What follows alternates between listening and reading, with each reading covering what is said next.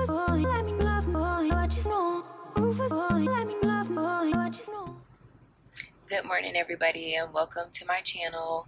It is 7:30 in the morning, and I am at my first rotation site. I'm at the hospital. I'm slightly nervous because I've never worked in a hospital or done anything hospital related, for pharmacy. So it's like a new experience. So I'm excited and nervous at the same time. And especially because this is like what I want to do. And it's so weird because all these people are like walking by me and they're like, why is this girl got her lights on or whatever? But it's because I got to record and let y'all know what's going on. But I don't have to be in there till 8 o'clock. But I didn't know how to get here, and Atlanta traffic is freaking ridiculous. So I left a little early, but it only took me like 30 minutes. I don't know. So I ate my breakfast in the car. And did I say that I'm going to be working, possibly working a 12-hour shift today? And I honestly don't know when. I probably never worked a 12-hour shift. Maybe I have before, but not anything recent. And so even an 8-hour shift is a struggle for me. But I'm going to be able to do this. This guy keeps like walking by. Like, I don't know. Like, I feel like he keeps leaving stuff in his car or something like that.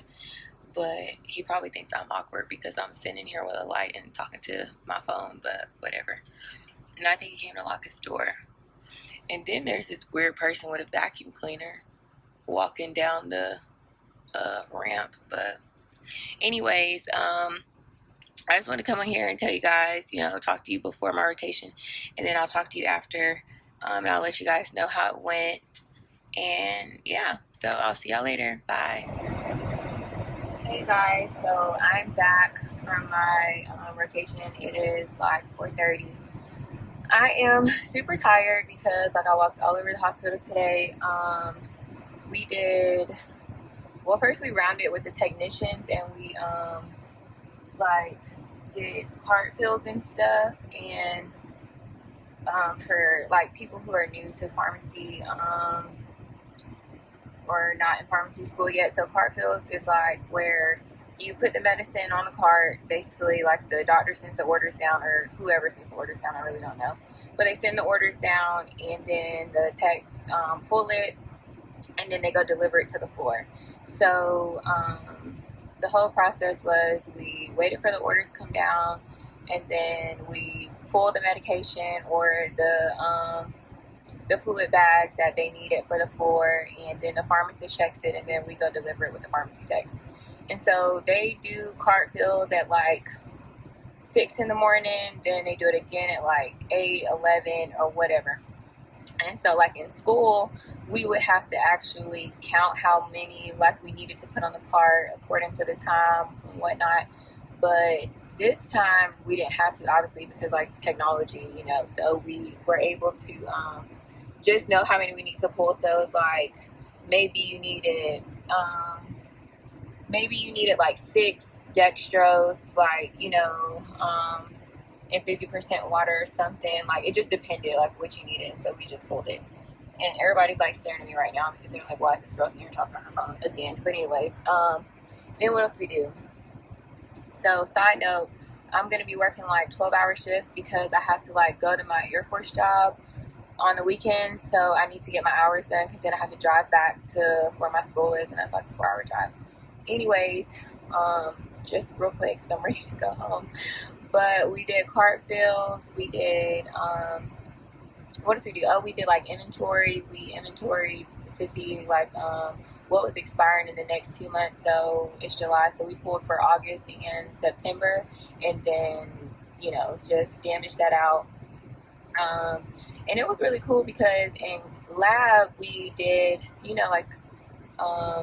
what do you call it, like when you compound, like prepare IV bags in the sterile room. So it was like a tech in there. We didn't really get to go in there, but to see him dressed in his gown and his thing or whatever and preparing IV bags, that was pretty cool to see. And what else? So because I'm going to be here so long, or I don't know if I'm going to, the reason why really, but none of the other students got to go. And so I did rounds with like the clinical pharmacist, which was really cool. We went to, I was on the, what floor was I on? ICU. And so, you know, really, really sick patients or whatever. And they were preparing TPNs and stuff. And it was a little over my head for some of the stuff, but I knew how to calculate like what they needed for dextrose, lipids, and whatnot. That was pretty cool. And then what else did I get to do today? I got to do, what else did I get to do? What other floor did I go on? I went on, I really can't remember. The psych floor. So that was, y'all, that was a little scary. So the pharmacy tech told us basically, like, you know, don't make eye contact with the people. Don't, like, talk to them because they're going to try to talk to you, whatever. So I didn't really talk to anybody. I was just trying to be, like, you know, real chill, keep my head on straight, look for it, like, don't do anything crazy because I didn't want no problems. Then they had this one lady. She was like there because she was like about to like hurt her family, so the police brought her in or whatever. And then when she was there, she was mad because she was ready to go. So she was like, oh, well, I'm just about to like mess up, like, you know, everything, like the whole shebang. So they had to like call security. And sorry, all my air is on super hot and it's like blowing in my face, my hair in my face. And so then they had to call security to like get her to calm down because like she was gonna like hurt the nurses or whatever. But we basically just went up there and then we delivered their meds and then it was time to go. I got to round with some of the fourth year students, so it was pretty interesting because they're on their advanced rotations, so they like work up patient charts and like see what they need, whatever, what they decide to like prescribe the patient, or really I don't even know prescribe, but give recommendations to the doctors. So we did that. And then I talked to my clinical pharmacist, like my preceptor, and so I told her a little bit of like what I want to do and like my background for my master's degree. And so she was like, she's gonna put me in introduce me to like this lady because she has like my background, but she's actually a nurse, and but she's like the CEO of like another hospital or whatever. So I was like, that's really dope that I get to meet somebody else. I may sound like I'm out of breath, but I literally just walked super far and it's so hot out here. And I got to leave a little early today, but I got to be here again tomorrow at like 8, and then I'll stay to like 6 or 8 or whatever. But I don't know, y'all. Like, if I had to recommend, like, you know, if I would want to work in a hospital pharmacy, this is just the hospital part. It's kind of more like the retail part of the pharmacy. So I don't know why I just stopped because my mom just called me, but I was trying to say, like, if you do like a residency or something, you don't have to do a residency for like the part that I was in. It was like a just like a retail pharmacy. So I asked the pharmacist and she was like, no. She was like, the pay is less, but if she had to recommend it, she would prefer this one over retail, because literally she just had to check the cards for the medication every time the pharmacy techs just pulled it. And that's like simple, not trying to be funny, but it was really like a chill job. And but the other part, I really think I like clinical pharmacy because it's like something new all the time. And oddly enough, like I kind of love PK, pharmacokinetics. Like I like calculating the dosages for the different drugs and stuff like that. It's really like challenging, so I kind of like it. That was like my thing. So anywho, this ended up being longer than I expected, so I will check back in tomorrow and let you guys know what I did. But today was a pretty interesting day. I learned a lot. I had this little what do you call it, like clipboard that I ordered that was super cute and it has like lab values and stuff on it, and I freaking left it at home, but I gotta go home this weekend anyway and I'll bring it back and then I can show you guys, because I'm pretty sure all the pharmacy schools probably order it, but just in case they don't, like I can show you guys like what it is. And I think that you can get them on like Amazon or something. But that's the sum of my day. Sorry if I was talking super fast, but I'll be back tomorrow and hopefully you guys enjoyed this little clip, and I'll see y'all tomorrow. Okay, bye. I did not do a good job at keeping up with bringing you guys along the journey this week, so here I am doing a recap of the second and third day. So the second day was pretty much the same. I followed the techs around and we rounded every time they needed, and we went to the different floors to deliver the medications. The second day though, I do have to say that I did get to do a little bit more and I learned a lot more. I got to follow around some of the fourth year students a little bit and get to see what they did, and I got to sit with some of the clinical pharmacists to ask them a little bit more questions in depth. I did get assigned 3 projects on my second day, and it's kind of my fault because I sat with her and I told her, like, you know, I want to learn more. I do want to be a clinical pharmacist. And so she was like, okay. And I told her my background about, you know, my master's degree, and she told me that she would put me in administration, like rotation with some of the pharmacists so that I can see how that is. I also got to round with the TPN pharmacist because that's part of my one of my projects. So what I have to do is basically follow around a TPN, like clinical pharmacist, which all of the pharmacists do a little bit of TPN for all their patients, but I get to follow one of them around, and I also have to shadow a TPN tech, and they come in around 4 o'clock, and so I sit with them and I watch them input stuff in the computer. Then once that's done, then I go sit with the pharmacist who then verifies what the tech has put in. So how the process goes is the dietitian will meet with the patients that cannot take food by mouth or even through a feeding tube, and they'll calculate, you know, how many carbs, how many proteins the patient will need. And according to that, the pharmacist will make a calculation and then they will put in an order. And for this particular part, the pharmacist is serving as the doctor, because usually the doctor is the one who writes the orders, but the pharmacist is the one who's writing the order. And basically the doctor is like, you know, entrusting in the pharmacist to make the right decision, right calculations for this patient. And then once the pharmacist puts the order in, he then checks his own order and then sends it to the pharmacy tech so that she can put it in, he or she can put it in at the end of the day. And then the pharmacist checks it after that. Now the babies, we do check those. 2 pharmacists checks those because those are our precious jewels. So we don't allow those to get checked only by one person. And so she gave me some literature to read that, you know, different people have researched and identified some of the errors that could potentially come about with TPN pharmacy or TPN orders and stuff. And my preceptor is specialized in nutritional support, so this is something she's really passionate about. So it's really more so like a research proposal, and I'm helping her with that because she wants to make sure that at her hospital that they eliminate a lot of the errors that have been identified.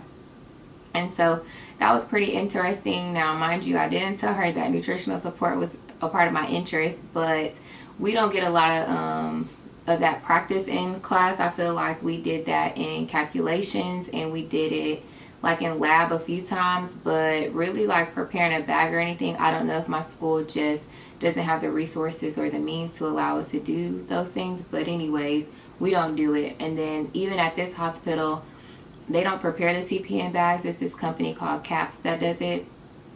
So yeah, we don't get a lot of experience, but I feel like this would be a good experience for me. And just a side note, most IPPE rotations that I've heard are intermediate rotations. I don't know how different schools refer to them, but just like your rotations that you do before you get to your advanced rotations in your last year, pretty much they don't have projects. And so I have 3. And my first one was the TPN I told you guys about. The second one is like a clinical residency PowerPoint that I have to do. And I have to give the perspective of clinical residency for somebody that doesn't live here. So she is really involved. My preceptor is really involved internationally. And so this project specifically is going to be for pharmacists, I guess, in Nigeria. So it was really kind of like intimidating a little bit for me because I feel like I have done projects at the graduate level because like my master's or whatever, but I don't know. I just feel like it's not stopping here at my preceptor. It's going to other, like, what do you call it? Like other people. So I need to make sure that it's like, you know, top notch and it's good. And so I just want to make sure that it's great and deliver my best work. And so that's why I'm a little intimidated by it. And then my third project is to talk about saturation in the pharmacy career field and why it's saturated now. Why wasn't it saturated back then? And what are some innovative ways that we can still become or remain relevant in the healthcare field? So that just composes of like reading, researching and stuff. So they're not hard per se. I feel like the one that's the hardest is the TPN one because she's so passionate about it. So she's going to know a lot about it. And so I know she's going to be kind of like, you know, tedious, but that's good. I need that. What else did I get to do?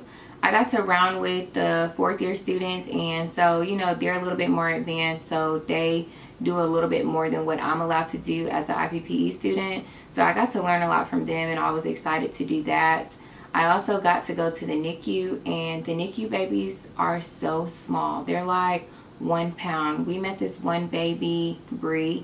She was born June 16th, and I can't even tell you how small she was when she was born, but she weighed, just Tuesday, she weighed 1 pound and 6 ounces. So I'm just like, Lord Jesus, like, was that your birth weight or is that your weight currently? I don't know. But either way, her thumb, like my thumb is like bigger than her foot. Like she's so tiny.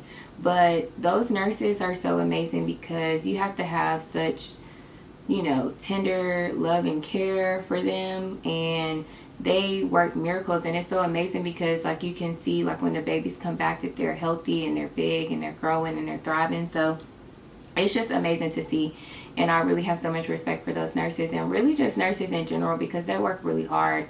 And so I'm pretty sure people know that, but just seeing it firsthand, like they really do work really hard. But that was pretty much the recap of my week.